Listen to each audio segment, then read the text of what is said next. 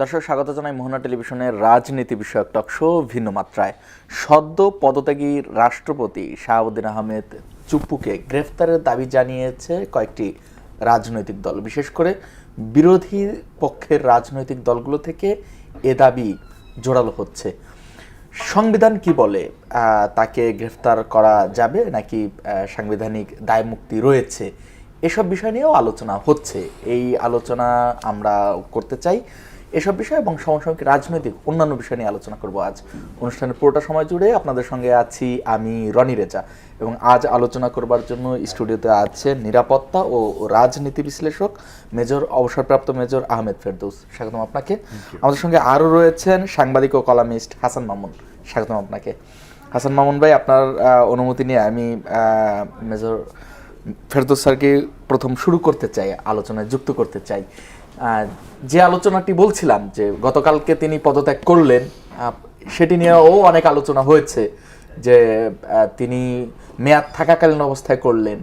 5 আগস্টের পরে যখন আওয়ামী লীগের পুরো সরকার পালিয়ে গেলেন, তারপরেও তিনি থেকে গেলেন, নানা দাবির মুখে বিএনপিও তাকে রাখলো। তাহলে এখন এসে কি হলো এবং এখন বিএনপি কি করবে? এই অনেকের দাবির মুখে বিএনপি যেহেতু এই বিষয়ে এখনো চুপ, গ্রেফতারের বিষয়ে কোনো কথা বলেনি, তো বিএনপি কি করবে বা সাংবিধানিক বিধান যদি একটু আলোচনা করতেন। থ্যাংক ইউ মামুন ভাই, রনি এবং দর্শকদের সালাম। দেখেন, এই প্রেসিডেন্ট চুপ্পু, এটা this is a constitutional post. আর আমরা ব্যক্তি চুপ্পু থেকে প্রাতিষ্ঠানিক চুপ্পুর ইম্পর্টেন্সটা বুঝি। আর আপনি যেমন একটা কথা বললেন যে বিভিন্ন বিরোধী দলের বিভিন্ন দাবি দাবা, তাকে গ্রেফতার ইস্যু, এটা সংবিধান। আজকে একজন সুপ্রিম কোর্টের লয়ার একজন টিভিতে নিউজ দেখছিলাম যে উনি বলেছিলেন যে প্রেসিডেন্ট থাকাকালীন আগে এবং প্রেসিডেন্ট থাকার পরে হি ইজ ট্রায়ালেবল। আর প্রেসিডেন্ট থাকাকালীন এই জিনিসটাই হয়তো সংবিধান তাকে একটা দায় মুক্তি টাইপের দেয়। তো এখন বিএনপির জন্য একটা গোল্ডেন অপরচুনিটি যে এই লিগেসি থেকে বের হওয়ার জন্য। আমি এটাকে গোল্ডেন অপরচুনিটি এই কারণে বলবো যে দেখেন, দিস প্রেসিডেন্ট উনি কিন্তু 5 আগস্টের পরে ওনার বিরুদ্ধে জুলাইয়ের যারা নাকি সক্রিয় ছিল, টু বি ভেরি পার্টিকুলার, বৈষম্য বিরোধী ছাত্ররা বা এনসিপি, ওরা ভয়েস রেজ করেছিল ওনাকে সরিয়ে দিতে, বাট এইটা তখন সরানো হয় নাই। এখন ওনাকে বিএনপি এসে 5 মাস পরে সরাচ্ছে। This is a good, at least BNP has realise. But এই যে যারা এনসিপির যে দাবিটা, হ্যাঁ, আই এম ভেরি সারপ্রাইজ জামাতের এখানে কোনো কথা আমি শুনতে পাই না। আপনি এটা একটু মনে করেন যে we have to talk on this thing. এই জুলাই বলতে কিন্তু 5 আগস্ট বলতে কিন্তু it is not only NCP. জুলাইয়ের শক্তি বলতে কিন্তু সাধারণ জনগণের, আপনাকে যদি অবজ্ঞা করেন তাহলে কিন্তু জুলাইয়ের না, গণ অভ্যুত্থান যখন বলা হয় তখন তো গণমানুষের। এখন জুলাই নিয়ে এই গভর্নমেন্টের, আমি সেদিন পার্লামেন্টের আমাদের মাননীয় প্রধানমন্ত্রী একটা স্পিচ শুনছিলাম, উনি বলেছিল যে জুলাই নিয়ে ওনার কমিটমেন্ট, ওনারা যেটা করেছেন ওখান থেকে সরে আসবে না। Coming back to this Chuppu সাহেবের ইয়াটা, দেখেন চুপ্পু সাহেব কী কারণে রিজাইন করেছে আমরা সব জানি। This is not the first instance. এবং এটার সাথে রিলেটেড কিন্তু ধরেন অনেকে আগামী ডিসেম্বরে আমাদের পতিত প্রধানমন্ত্রী উনি নিজেই বলেছেন বাংলাদেশে ডিসেম্বরে ফিরবেন কয়েকজন নেতা নিয়ে এবং আত্মসমর্পণ করবেন। এবং উনি শঙ্কা প্রকাশ করেছেন যে উনি জেলে যাবেন এবং ওনার প্রাণহানির একটা জিনিস এটার সাথে কিছুটা কোরিলেটেড। Y correlated? চুপ্পু সাহেবের কয়েকটা স্টেটমেন্ট ছিল, আমি দেখছিলাম যে উনি বলেছেন 5 আগস্টের সময় 3 বাহিনী প্রধান এবং আরও কয়েকজন মিলে ওনাকে সাংবিধানিক ধারাবাহিকতা রক্ষা করার জন্য এখানে আমার একটা মানে নোক্তা দিয়ে যাচ্ছি যে জুলাই রেভলিউশনটা হয়েছিল একটা সিস্টেমের এগেইনস্টে, ঠিক আছে? একটা অনিয়ম, দেশে ফ্যাসিজম, লুটপাট, ব্যাংকের টাকা মেরে দেওয়া, যতগুলো অনিয়ম আমরা জানি এইটার এগেনস্টে হয়েছিল।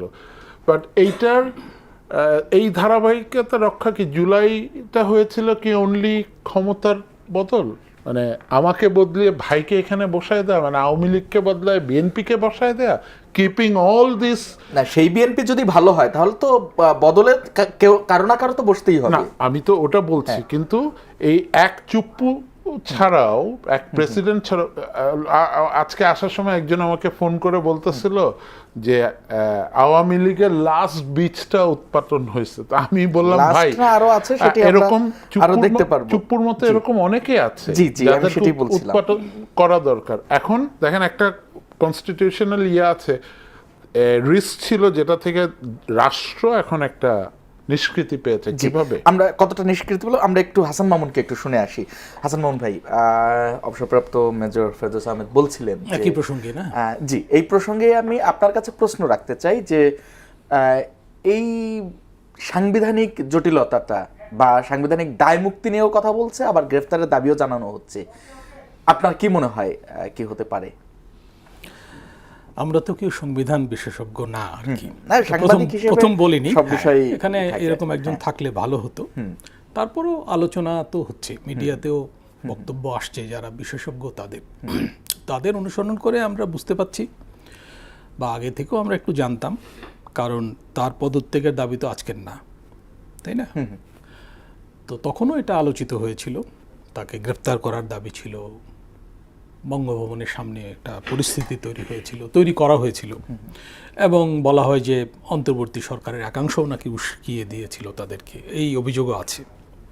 তা আমরা জানি না কি হয়েছিল। তো সেগুলোতে লাভ হয়নি, চুপ্পু সাহেব থেকে গেছেন, এবং থেকে গেছেন প্রধানত মাঠের প্রধান শক্তি বিএনপির, মানে সমর্থন বলবো না, বিএনপির আগ্রহ ছিল না এই কাজে, তাকে অপসারণের কাজে, এবং এখানে যুক্তিও ছিল যে রাজনৈতিক এবং সাংবিধানিক সংকট যাতে সৃষ্টি না হয়। আচ্ছা, আমরা তো দেখলাম যে সেটা সৃষ্টি হয়নি, এবং চুপ্পু সাহেবের নেতৃত্বেই কিন্তু সব কিছু হয়েছে, মানে অফিসিয়ালি কাগজে কলমে, তাই না? প্র্যাকটিক্যালি হয়েছে অন্তর্বর্তী সরকারের মাধ্যমে যত বিধিবিধান জারি, অধ্যাদেশ জারি, এগুলো যেখানে চুপ্পু সাহেবের স্বাক্ষর ছিল, সেগুলো আসলে প্রিপেয়ার্ড হয়ে গিয়েছিল সরকারের তরফ থেকে। উনি কেবল দায়িত্ব পালন করেন, সেটাই তো যায়, মানে সাধারণত আমরা কি দেখে উনি নন কোঅপারেট করেননি, এটা কিন্তু মনে রাখতে হয় আমাদেরকে। হ্যাঁ, উনি নন কোঅপারেট করতে পারতেন কিনা জানি না, কিন্তু করতে চাইলে সংকট তৈরি হতো, সেটা উনি করেননি। করার মতো অবস্থাও আসলে ছিল না। উনি এক ধরনের অন্তরীণ অবস্থায় ছিলেন। আমার বাসা ওইদিকে, আমি দেখতাম আসা যাওয়ার পথে যে একেবারে সাজোয়া যান, তাই না, মানে স্বাভাবিক অবস্থায় উনি ছিলেন না। তো যাই হোক, উনি কিন্তু মিডিয়া বান্ধব, মিডিয়ার লোকদের সঙ্গে উনি নিজে থেকে যোগাযোগ করেন। সম্ভবত জীবনের শুরুর দিকে একসময় সাংবাদিকতাও করেছেন, এরকম উনি মিডিয়ার যাদের সঙ্গে ঘনিষ্ঠতা তাদেরকে ফোন করেন নিজে থেকে, নিজ থেকে ফোন করেন। হ্যাঁ, কালকেও উনি ইন্টারভিউ দিয়েছেন যে এগুলোকে খুব ভালো চোখে দেখা হয়নি, যে এত অস্থির কেন, তাই না? ওনার চুপচাপ থাকা উচিত, কারণ তাই না, মানে এই পদে উনি ছিলেন, উনি যোগ্য কি অযোগ্য সেগুলো আমরা জাজ করতে যাব না, উনি ছিলেন তো, এবং তার নেতৃত্বে কিন্তু পুরো জিনিসটা হয়েছে অফিসিয়ালি। এখন প্রশ্ন হচ্ছে যে উনি মানে সসম্মানই বিদায় নিয়েছেন আমি বলবো, কারণ তাকে অভিশংসনও করা যেত। তার বিরুদ্ধে অভিযোগ ছিল যে উনি ক্ষমতাচ্যুত প্রধানমন্ত্রীর সঙ্গে যোগাযোগ রাখছেন, এবং দেশের ভেতর থেকেও রাখছেন, অ্যাপের মাধ্যমে সম্ভব, অসম্ভব না, উনি এটা নিজেই বলেছেন। বিদেশে থেকে উনি রেখেছেন এইরকম শোনা যায়, তবে এর কোনো অকাট্য প্রমাণ নেই, খবরটা আছে, খবর কোট আনকোট। আচ্ছা, তো যাই হোক, এছাড়া তাকে অভিশংসনের আর কোনো কারণ দৃশ্যত নাই, অন্তত অন্তর্বর্তী শাসনামলে উনি এমন কিছু করেছেন বলে আমরা জানি না। ওনাকে তো বাইরে যেতে দেওয়া হয়নি, তাই না? এই সরকার তাকে চিকিৎসার্থে লন্ডন যেতে দিয়েছিল, এবং উনি কিন্তু ফিরেও এসছেন, উনি ফিরে নাও আসলেও পারতেন। আমি এই পয়েন্টটা জোর দিতে চাই, তাই না? অনেকে বলছিলেন যে উনি আর আসবেন না, এটাই তার ভালো অপশান, ওখান থেকে চলে যাওয়া, আওয়ামী লীগ, জয় বাংলা বলা ইত্যাদি, ওগুলো কিন্তু করেননি উনি, তাই না? উনি ফিরে এসছেন, এবং উনি অবসরকালীন সুযোগ সুবিধা সহ কিন্তু কি কি সুযোগ সুবিধা পাবেন এগুলো আমরা গণমাধ্যমের লোকজন আমরা কিন্তু তুলে ধরছি, ওনার বেতন কত, উনি কত পাবেন ইত্যাদি, কি কি সুবিধা পাবেন, ওনার ঘরবাড়ি সাজানো হচ্ছে, মানে ওনার, আমরা যে পয়েন্টে আসতে চাই, তো বিষয় হচ্ছে যে এখন যারা তার অপসারণ চেয়েছিল তারা তার বিচার চাচ্ছে, তারাই হ্যাঁ। পজিশন কিন্তু কারো বদলায়নি, বিএনপির পজিশনও বদলায়নি, হ্যাঁ। এনসিপির পজিশনও বদলায়নি, জামায়াতের পজিশনটা একটু মনে হয় যে রেস্ট্রেন্ড, আমার কাছে মনে হচ্ছে, যেটা ভাই বললেন একটু সংযত। জামায়াত কিন্তু মানে বিচার করতে হবে, তাকে ঝুলিয়ে দিতে হবে, এইসব বলছে না সেইভাবে। হ্যাঁ, বলছে যে আওয়ামী শাসনের তাহলে আওয়ামী হাসান মাহমুদ ভাই, শাসনের আমরা কি এইভাবে বলতে পারি যে যারা ওনার অপসারণ চেয়েছিলেন তখন কিন্তু অপসারণ হয়নি, বিএনপির অবস্থান ছিল যে অপসারণ বিএনপি চায় না, হয়নি। এখন বিএনপির মানে মনে হয়েছে বা যে কারণে বিএনপির প্রয়োজন হয়েছে তখন ওনার অপসারণটা বা ওনার পদত্যাগটা এটা হলো। বিএনপির রাজনৈতিক সিদ্ধান্ত। আচ্ছা, তাহলে কি আমরা এইভাবে বলতে পারি যে এখন যারা গ্রেফতার চাচ্ছেন, শাস্তির আওতায় আনার দাবি তুলছেন, হয়তো বিএনপি এখন চুপ যেহেতু, তো এখন হবে না, আবার যখন বিএনপি প্রয়োজন মনে করবে তখন এইটাকে প্লে করবে কিনা? একটা কথা তো বলা হচ্ছে যে উনি রাষ্ট্রপতি হওয়ার আগ পর্যন্ত যেসব অভিযোগ তার বিরুদ্ধে ছিল, তার বিরুদ্ধে কিন্তু অভিযোগ আছে, ছিল লিখিত নাকি মৌখিক? না, এগুলো বাজারে আছে, আছে। আমরা তো সুনির্দিষ্ট মামলা জানি না। এখন এনসিপির যদি অত উৎসাহ থাকে তারা মামলা দায়ের করতে পারে, আচ্ছা, তাই না? সেই মামলা টিকবে কি না টিকবে এটা আদালত ডিসাইড করবে, তাই না? সরকার মনে হয় না যে মামলা মোকদ্দমায় যাবে সরকারের তরফ থেকে বা দলের তরফ থেকে, মনে হচ্ছে, মানে তাদের জেস্চার দেখে মনে হচ্ছে। এইরকম খবর কিন্তু আছে মিডিয়াতে যে দুই পক্ষের একটা সমঝোতার ভেতর দিয়ে হয়েছে, দুই পক্ষের জন্য উইন উইন হয়েছে, আচ্ছা, তাই না? বিএনপিও চেয়েছিল তার একটা প্রস্থান এবং উনিও চেয়েছিলেন, উনি কিন্তু বলছিলেন যে আমি আর থাকবো না, আমি চলে যেতে চাই, উনি একাধিকবার বলেছেন। হ্যাঁ, মাঝে একটা বিতর্ক তৈরি হয়েছিল যে ওই যে পদত্যাগ পত্র পেয়েছেন কি পাননি, মতিউর রহমান চৌধুরী সাহেব বের করেছিলেন যে অন্তর্বর্তীকালীন সরকারের সময়ই, ওইটা একটু জটিলতা তৈরি করেছিল। এখন প্রশ্ন তো আছে, যেমন উনি পদত্যাগ পত্রে দিয়ে বলেছেন যে আমি সুপ্রিম কোর্টের অ্যাপিলেট ডিভিশনের মতামত নিয়ে সরকার গঠন করেছি, এই কথাও তো আছে যে তারা তখন ক্যান্টনমেন্টে ছিলেন, ভাই ভালো বলতে পারেন। তাহলে এই বিতর্ক আইএসপিআরই তো এই তালিকা প্রকাশ করেছিল, এই বিতর্কগুলো তো রয়েই যাচ্ছে, এগুলো কিন্তু সলভ হবে না দ্রুত। আচ্ছা, এগুলো ইতিহাসের গবেষণার বিষয় হয়ে থাকবে, আমাদেরকে এগিয়ে যেতে হবে। এগিয়ে যেতে হবে মানে এখন আলোচনার বিষয় হচ্ছে নতুন রাষ্ট্রপতি কে হবেন। চুপ্পু সাহেবকে নিয়ে আমার মনে হয় আলোচনা বেশি দিন চলবে না, কারণ সরকার পক্ষ এই ব্যাপারে উৎসাহী না। সরকার পক্ষ তার আপাতত শান্তিপূর্ণ প্রস্থান চেয়েছিল এবং সেই প্রস্থান হয়েছে, সরকার এখন নিজের রাষ্ট্রপতি মনোনীত করবে, যে রাষ্ট্রপতির অধীনে আগামী জাতীয় নির্বাচন হবে বলে আমরা ধারণা করছি, যদি না মাঝে কোনো সংকট হয়। আচ্ছা, রাষ্ট্রপতির অধীনে আগামী জাতীয় নির্বাচন হবে, সেটা আবার কেমন হয়ে যায় সেই আলোচনা আমরা শুনবো। জি, এটা আমরা আহমেদ ফেরদৌস, আমি একটি তথ্য উল্লেখ করতে চাই, তথ্যটি আমার কাছে নতুন মনে হয়েছে, কারণ আমরা আপনারাও আলোচনায় বলছিলেন যে যখন ওনার অপসারণ চেয়েছিল যে দলগুলো, শুধুমাত্র বিএনপি চায়নি, যার কারণ থেকে গিয়েছে। কিন্তু ওই যে বঙ্গভবনের সামনে যে আন্দোলনগুলো হলো ওনাকে অপসারণের দাবিতে, সেই আন্দোলনের নেতৃত্ব দানকারী দাবি করা একজন গণ অধিকার পরিষদের সহসভাপতি ও মুখপাত্র ফারুক হাসান, তিনি আজকে একটি পোস্ট করেছেন যে তিনি যখন তার নেতৃত্বে ওইখানে আন্দোলন করছিলেন রাষ্ট্রপতির অপসারণের জন্য, তখন মাহফুজ আলম এবং নাহিদরা অন্তত 200 বার তাকে ফোন করে আন্দোলন বন্ধ করতে বলে, রাষ্ট্রপতি অপসারণের আন্দোলন বন্ধ করতে বলে, এবং আমরা আন্দোলন চালিয়ে যাওয়ার ঘোষণা দিলে তারা এক পর্যায়ে আমাকে হুমকি ধমকি পর্যন্ত দেয়, অবশেষে আমাদের উপর শুরু হয় নির্যাতন।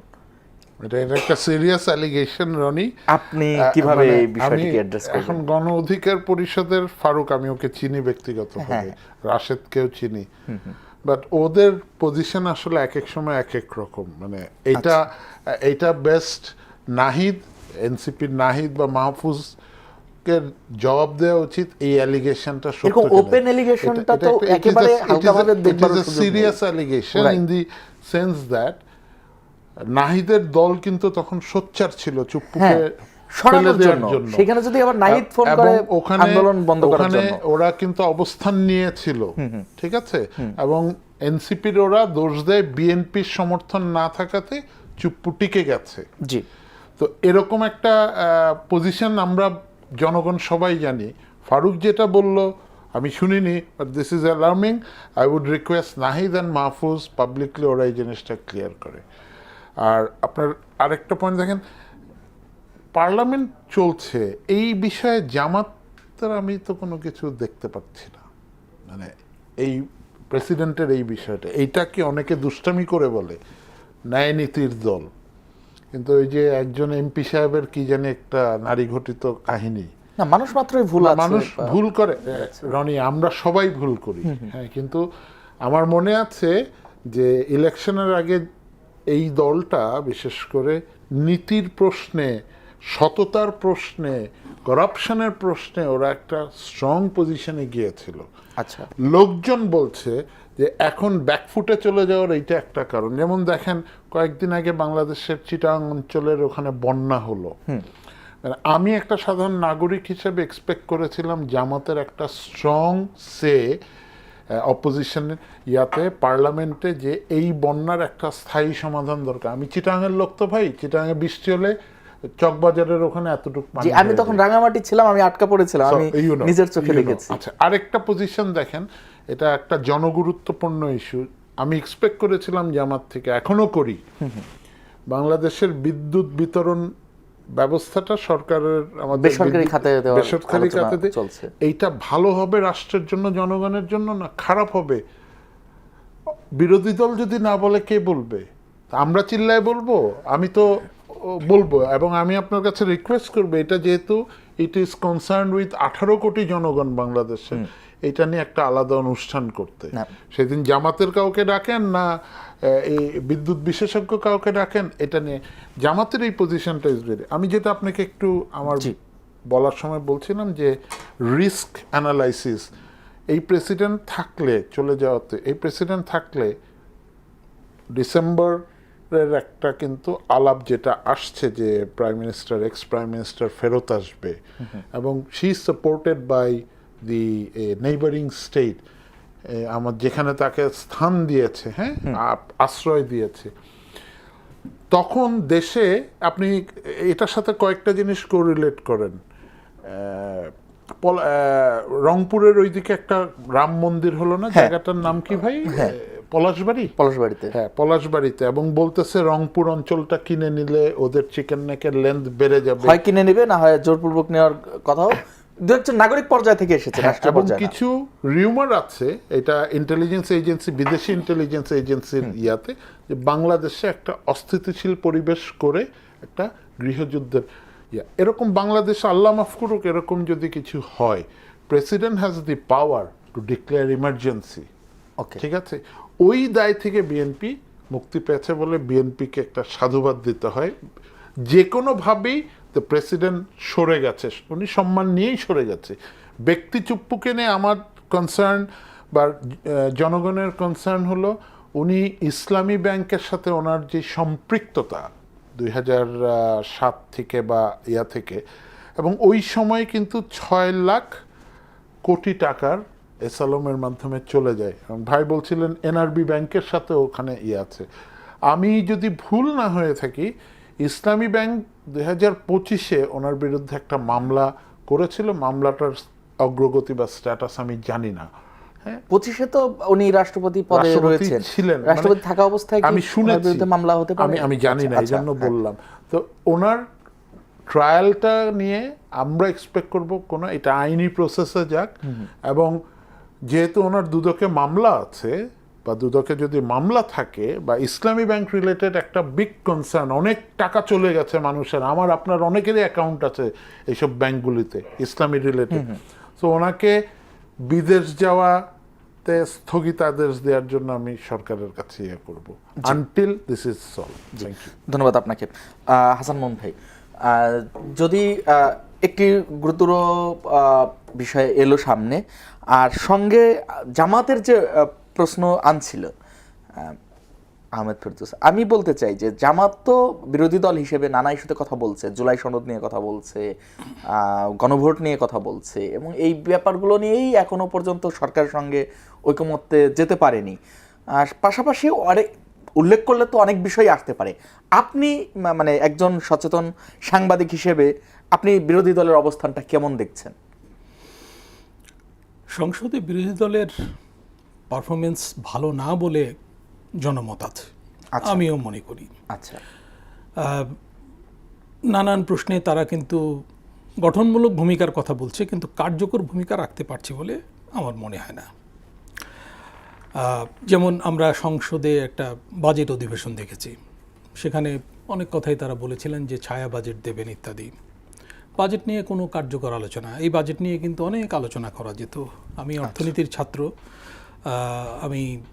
আমরা লেখালেখি কিছু করেছি বা আমরা টেলিভিশন টকশোতে কথাবার্তা বলেছি, সেই পারফরমেন্সটাও আমি জামাতের এমপিদের দেখতে পাইনি। তো আশা করব যে আগামী বাজেটে অর্থাৎ 1 বছর পরে তারা পরিপক্ক হবেন এবং তারা ইত্যাদি তারা ভালো রোল প্লে করবেন। এনসিপির দিক থেকেও সেরকম কোনো দেখিনি। তারা জুলাই সনদ দিয়ে সোচ্চার আছেন, পার্লামেন্টের ভেতরে বাইরে। পার্লামেন্টে তারা রাষ্ট্রপতির ভাষণ মানে প্রত্যাখ্যান করে বয়কট করেছিলেন। এটা তো রাষ্ট্রপতির ভাষণ না, এটা বিএনপির ভাষণ, তাই না? এটা প্রত্যাখ্যান করার কোনো কারণ ছিল না। রাষ্ট্রপতি যেটা আনন্দের সঙ্গে পড়েছেন তা তো না, তাই না? না, ওয়াকআউট করেছিলেন, আবার কিন্তু রাষ্ট্রপতির ভাষণের উপরে যে 400 মিনিটের যে আলোচনা হয়েছে সেটাই আবার অংশ নিয়েছিলেন তারা। তো এগুলো হচ্ছে স্ববিরোধী।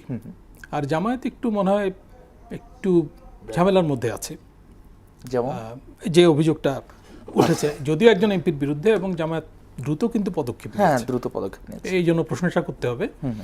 তো যাই হোক, তাদের বিরুদ্ধে নানা রকম অভিযোগ কিন্তু আসছে। এখন তারা বলছেন যে তাদের বিরুদ্ধে কোনো সংস্থা লেগেছে ইত্যাদি, কিন্তু ঘটনাগুলো তো সত্য। যদি কোনো সংস্থা লেগেও থাকে, তাই না, সংস্থা লাগার অভিযোগটা ওঠে, প্রায়ই ওঠে। বিগত হাসিনা শাসনামলে তো আমরা দেখেছি যে ব্যবহার করা। আমরা এটা প্রত্যাশা করি না। যদি মানে সংস্থা লেগেও থাকে, সংস্থা যদি বানিয়ে একটা বিষয় চাপিয়ে দেয়, আপনি করেননি। প্রথমত বলা হয়েছিল যে এটা এআই দিয়ে করা হয়েছে, পরে তো দ্রুতই, তাহলে দায়টা সংস্থা নাকি যিনি করেছেন? সেটাই আমি বলছি যে ঘটনা তো সত্য। আচ্ছা, তবে আমরা আশা করব যে নিরাপত্তা সংস্থাকে ব্যবহার করা হবে না এইসব কাজে। এটা খারাপ চর্চা অবশ্যই। তো হয়েছে কিনা আমি জানি না, যদি হয়ে থাকে অভিযোগ ওনাদের, যদি হয়ে থাকে। আচ্ছা, তো আর হলো যে জামায়াতকে আমি তো বললাম যে জামায়াত একটু রেস্ট্রেন্ট মনে হচ্ছে এই ইস্যুতে। জামায়াত জানে যে এটা করে লাভ নাই।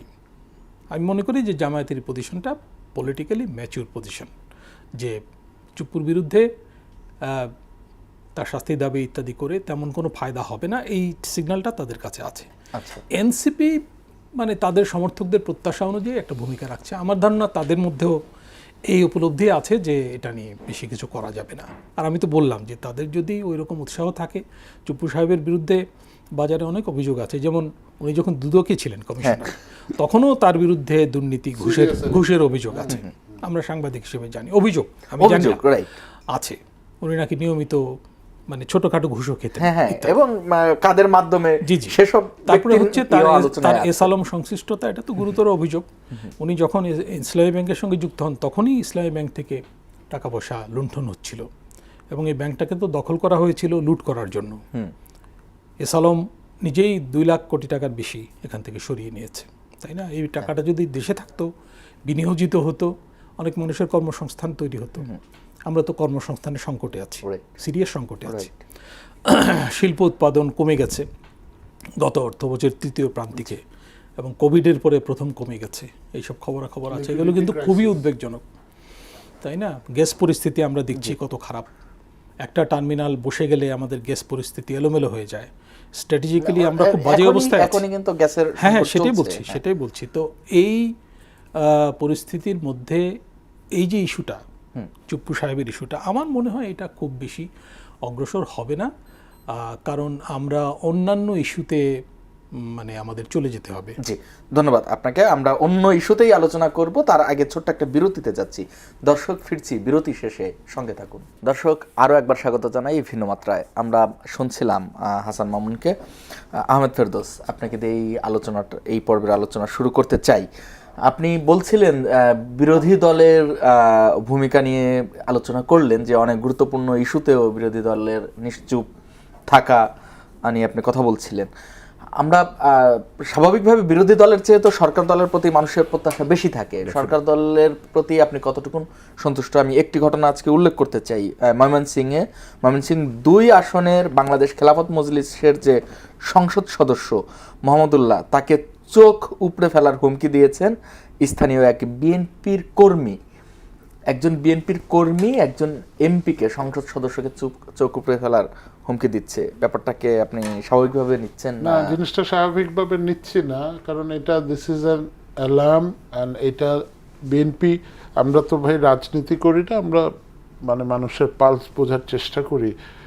মানুষের মধ্যে একটা পারসেপশন তৈরি হচ্ছে যে বিএনপি এর প্রধানমন্ত্রীর তারেক রহমানের ব্যাপারে লোকজনের 75 to 80% জনমত যে he is trying his best, but down the line না, মানে প্রধানমন্ত্রীর কার্যকলাপ দিয়ে বিএনপিকে আপনার অ্যাসেস করাটা ভুল হবে। অনেকে এরকমও বলছে, যেহেতু আমাদের প্রধানমন্ত্রী দেশের বাইরে ছিলেন অনেক দিন, দলের উপর টোটাল কন্ট্রোলটাও ওনার এখনো মানে আনতে পারে না। যেমন আপনি আজকে যে এক্সাম্পলটা দিলেন, বিএনপির একটা কর্মী যদি এরকম বলে, ঠিক আছে, এবং একটা পলিটিক্যাল পার্টির ইয়াকে, এটা এমপিকে, এটা একটা সিগন্যাল। কিন্তু চিটাংয়ে ডেভিড ইমন একটা আইএসপি ব্যবসায়ীকে ওপেনলি যে থ্রেট করেছে, আপনারা দেখেছেন, কয় কোটি টাকা চাঁদা দেয়, মাসে 200 কোটি টাকা, হ্যাঁ মাসে 10 লাখ টাকা, এবং বলতেছে যে আমাকে না চিনলে পুলিশ কমিশনারকে জিজ্ঞেস করো। This is bad. মানে তার মানে কি আমার পুলিশ প্রশাসন নাই?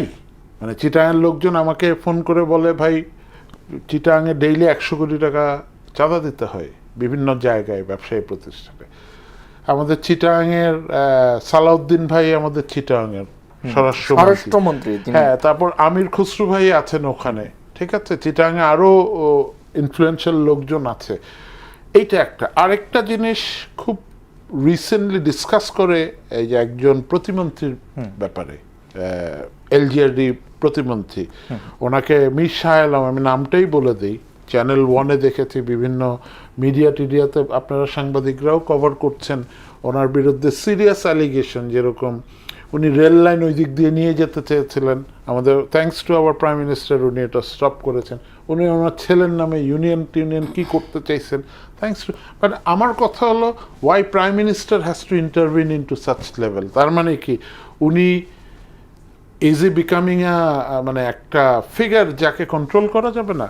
আমি বিএনপির একটা ইয়াতে শুনেছি যে 6 মাস পরে ওরা একটা মন্ত্রিসভায় রদবদল করবে, আর 1 মাস বাকি, কিছু নতুন মন্ত্রীর নাম শোনা যাচ্ছে, দফতর বন্টন হবে। বাট বিএনপির উচিত হবে না রনি এই ধরনের জিনিসগুলি, যেগুলি পাবলিক সেন্টিমেন্টে বিএনপির এগেনস্টে যায়, এগুলিকে জামাতের হাতে বা এনসিপির হাতে তুলে দেয়া। আচ্ছা, এবং বিএনপি ইজ লাকি যে জামাত এন্ড এনসিপি, ভাই যেটা বলেছেন, ওরকম সংসদে অ্যাক্টিভ না। আমি সংসদে, to be very honest, Shafiq ভাইয়ের কথা শুনতে ভালো লাগে, উনি সুন্দর করে কথা বলেন, হাসনাত সুন্দর করে কথা বলে। এছাড়া আমি তো দু একটা নাম বলতে পারবো না অপোজিশনের, যে গভর্নমেন্টকে চ্যালেঞ্জ করতেছে। এবং এই ডেমোক্রেসিতে যদি সরকার দলের 2-4 জন নাম বলেন তো, সালাউদ্দিন সাহেব ছাড়া। বলতে পারবো না, আচ্ছা, মানে আই এম ভেরি সরি, বলতে পারবো না। এবং এই পার্লামেন্ট হলে তো হবে না। We want an effective parliament. এর জন্য মানুষ এতদিন পরে বিএনপিকে কিন্তু 2/3 মেজরিটি দিয়েছে।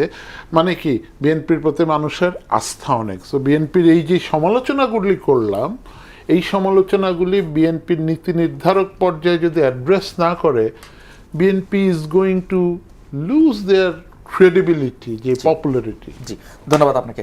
হাসান মামুন ভাই, আমার এই প্রসঙ্গে একটু বলি। আচ্ছা বলেন, তারপর আমি প্রশ্ন করি। না, আপনি যখন বলছিলেন যে চোখ তুলে নেওয়ার কি হুমকি দিয়েছে এক কর্মী, না? জি জি, আমি একটু নেটে ব্রাউজ করে দেখলাম, আমার মনে পড়ে গেল যে আরটিভির একটা অনুষ্ঠানে, লাইভ অনুষ্ঠানে, পলাতক আওয়ামী লীগ নেতা শাহজাহান খান নৌমন্ত্রী ছিলেন। উনি বিএনপির ব্যারিস্টার রফিকুল ইসলাম মিয়া, তার চেয়ে অনেক সিনিয়র। জি, ব্যারিস্টার উনি, ভালো মানুষ। শাহজাহান খান তো ব্যারিস্টার এবং ভদ্রলোক হিসেবে পরিচিত রাজনীতিবিদদের ভিতরে হয়ে উনি কিন্তু প্রকাশ্যে বলেছিলেন যে চোখ তুলে নেব। ওই ঘটনা এর চেয়ে অনেক মারাত্মক, আপনার মনে আছে নিশ্চয়ই। আমি এটা মাত্র বের করলাম যে আমার স্মৃতি তাড়িত করলো আর কি। তো আমি এটাকে জাস্টিফাই করার জন্য বলছি না, বলছি যে এগুলো আমাদের পলিটিক্যাল কালচারের পার্ট। আচ্ছা, তো একটা কর্মীর দায় নিশ্চয়ই কম, আবার অধ্যত্বটা বেশি, কোনো সন্দেহ নেই একজন এমপিকে, তাই না? সেটা আবার অন্য দিক থেকে। কিন্তু এই ঘটনাগুলো আমাদের ঘটেছে আমাদের রাজনৈতিক ইতিহাসে। এখন এখান থেকে তো বেরোতে হবে, তাই না? ভাই যেটা বললেন যে চিটাগাংয়ে অনেক মন্ত্রী মিনিস্টার আছেন, সভাপতি সবসময় ছিলেন, চিটাগাং সিলেট বেল্ট থেকে অনেক মন্ত্রী মিনিস্টার হন, আমরা দেখেছি। এবং এটা রেমিটেন্স এলাকা। তারপরে হচ্ছে যে আমাদের গ্রোথকে অনেক বেশি কন্ট্রিবিউট করে ওই এলাকার। Chittagong port strategically important city আমাদের, সেটা ডুবে যায়, সেটা আমাদের জন্য খুবই দুর্ভাগ্যজনক। তো চিটাগাং বন্দর নগরী বলেও সেখানে কোনো ব্যবসায়ীকে যদি বলে যে এত কোটি টাকা এককালীন দিতে হয়, মাসে মাসে 10 লাখ টাকা, এবং ভিডিও কি অডিও কন্টেন্ট বেরিয়ে গেছে। আমি জানি না ওই ঘটনা ফলো করা হয়েছে কিনা, তাদেরকে ধরা হয়েছে কিনা। তারা তো হামলা চালিয়েছিল প্রতিষ্ঠানে, না আমরা ওরকম ফলো পাইনি। আপনি আমরা কিন্তু গণমাধ্যমে বিভিন্ন ঘটনা কিন্তু সামনে আসে, এর ফলো আপ হচ্ছে না, এটা কিন্তু উল্লেখ আমি ওই জায়গাটাই একটু যুক্ত করতে চাই যে আমার ধর তো যেমন বলছিলেন যে প্রথমে আগে বলে নিলেন যে প্রধানমন্ত্রী সুন্দর চেষ্টা করছেন, এই করছেন, এরপরে তিনি আমরা তো ডাউন লাইন গোটা মন্ত্রিসভার ভূমিকা দেখতে চাই, রাইট। এবং আমি এইখানেই করতে চাই, আমরা কিন্তু 5 আগস্টের আগ পর্যন্ত এই একই ধরনের কথা শুনেছি যে প্রধানমন্ত্রী শেখ হাসিনা ভালো, বাকিরা আর সব খারাপ। মানে আগে ওই জায়গাটা সেফ রাখতে হয় কেন? মানে আমি বলতে চাই যে যদি এই যে আপনি যেটা প্রতিমন্ত্রীর কথা বললেন বা আরো যেগুলো সিরিয়াস এলিগেশন আসে, সেই জায়গায় প্রধানমন্ত্রী চাইলে কোনো স্পষ্ট হস্তক্ষেপ নিতে পারেন কিনা, নাকি এই জায়গাটায় কোনো সংকট রয়েছে? না, প্রধানমন্ত্রী তো পারেনি। প্রধানমন্ত্রী জিয়াউর রহমান সাহেবের ছেলে এবং উনি দলে বিরাট মানে তার অবস্থান, তার অপেক্ষায় তো বিএনপি কর্মী সহ দেশের বিরাট অংশ অপেক্ষায় ছিল। উনি বিরাট গণসম্বর্ধনা পেয়েছেন। তার মা বেগম খালেদা জিয়া বড় নেত্রী বাংলাদেশের, এবং অপ্রতিদ্বন্দ্বী বলা যায় তার রোল, তাই না? কেউই ক্রিটিসিজমের ঊর্ধ্বে না, তারও ভুল ত্রুটি, সীমাবদ্ধতা ইত্যাদি ছিল, কিন্তু সব কিছুর পরও উনি কিন্তু দেশে থেকেছেন, জেলখানায় ছিলেন, উনি কিন্তু গণতন্ত্রের আপসীন ছিলেন, তাই না? অ্যাটলিস্ট শেখ হাসিনার মতো পরিণতির দিকে উনি যাননি, তাই না? উনিও কিন্তু নির্বাচনকে ক্ষতিগ্রস্ত করেছেন, এইসব অভিযোগ আছে, যে জন্য তত্ত্বাবধায়ক সরকার আন্দোলন হয়েছে, তত্ত্বাবধায়ক ব্যবস্থা সংবিধানে এসছে।